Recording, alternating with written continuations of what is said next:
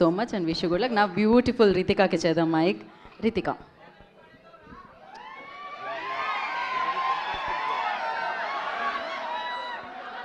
Hello everyone, namaskaram. Thank you all for coming here and thank you for such a lovely response to our trailer. And మేము చాలా కష్టం పడి ఈ cinema చేసాము.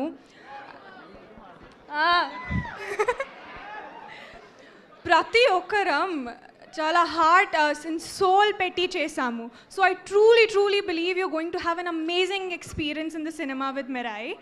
So, and thank you for all the media coming and supporting us here today.